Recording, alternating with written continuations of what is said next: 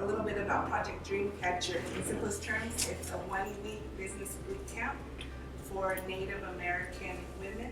Hi, my name is Kari Jackson. I'm with the San Carlos Apache tribe.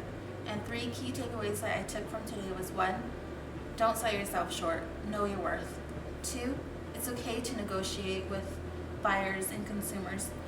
3, give enough information about your goods or services to the customer as well.